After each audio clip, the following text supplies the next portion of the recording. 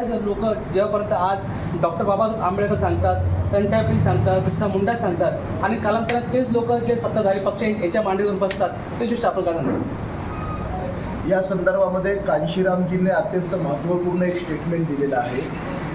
कांशीरामजी म्हणायचे की अगर आपको न बिकने वाला नेता चाहिए तो पहले समाज न बिकने वाला पैदा होना ज़रूरी है। अगर समाज न बिकने वाला पैदा होगा तो उसके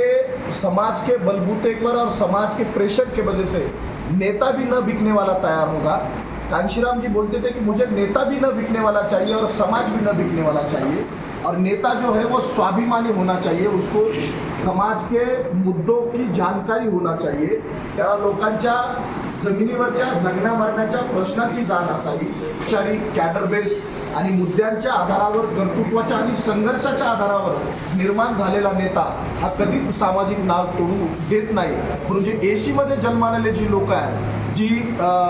क्रीम लिडरशिप आपल्यामध्ये घेऊन येतात, बॅनरबाजी करून पैशाच्या जोरावर आपली लिडरशिप निर्माण करतात, ते नक्कीच एक दिवस समाजाला विकल्याशिवाय राहत नाहीत। परंतु आझाद समाज पार्टीच्या माध्यमातून आम्ही वैचारिक फळी निर्माण करत आहोत, एक कॅडर बेस कार्यकर्त्यांचं एक संघटन निर्माण करत आहोत आणि आम्ही समाजाला हा विश्वास देतोय की आजपर्यंत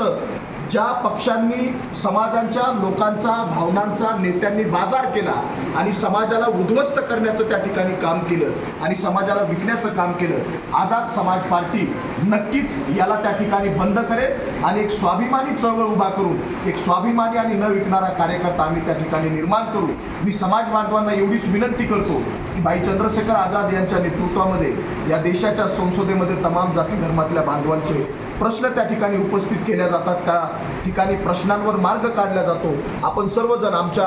आदरणीय पक्षाचे जिल्हाध्यक्ष आदरणीय चव्हाण साहेब आणि आमच्या प्रदेशचे महासचिव आदरणीय मोहिते साहेब यांच्या नेतृत्वामध्ये पक्षाला पाठबळ द्याल, भाईच्या